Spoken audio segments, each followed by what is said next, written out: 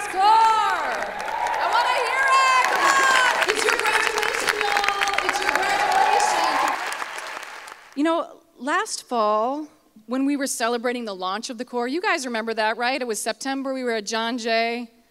You know, I remember something that Dami, a student at John Jay, said in the video we showed at that event, and maybe some of you guys remember this. He said, I want to see what happens at the end. I want to know what we achieved, who we helped. So, we're here today to celebrate exactly that, what happened this year, what you achieved as members of the Corps. And when I consider all of the things that I've heard, because daily, and I'm not kidding, daily, we get messages from you, our students, from our managers, from our community partners. And when I think about all the things that I'm taking in and learning about your experiences, I think about your accomplishments in 3 categories. And so I just want to lay them out really quickly so that we can all be reflective about this. So one category for me is the lives that you guys have touched, or how the city has really benefited from your work. And I'm thinking on a macro level. Listen, guys, you have served over 170,000 hours in New York City this year. 170,000 hours. And I mean, it's above that.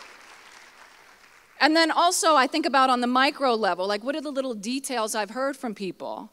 You know, when I was talking to Naomi, a Queens College student recently, she remembered being embraced by a client she helped at Queens Library who said to her, because of you, I got a job.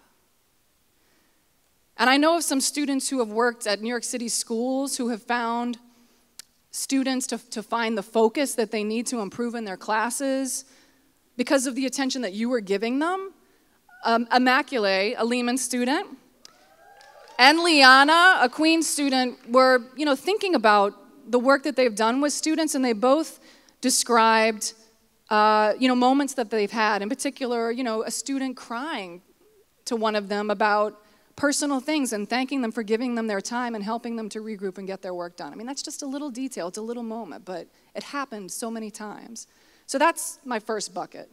My second bucket is the legacy that you guys have established for this program, right? And how CUNY has benefited from your work. I mean, this program did not exist a year ago, and here we are celebrating our first year, and the impact you've had and the foundation you've built is amazing. We were counting on you for this, and you have done it. 92% of the community partners in our portfolio reapplied to participate next year. 92%. And that's because they found real value in the work that you did with them, and you helped to establish the Corps as a pipeline for talent into their organizations. And let me mention that a number of you have been offered jobs. At our latest count, it's like 160 students. Now, some of these are full-time, some of these are part-time, some are seasonal, some are permanent. But so many of you have established yourselves, and in the eyes of our community partners, CUNY is a pool of really talented future employees, and that is a huge accomplishment. And also, I cannot not mention that together we have created what I think is a really amazing Service Corps culture.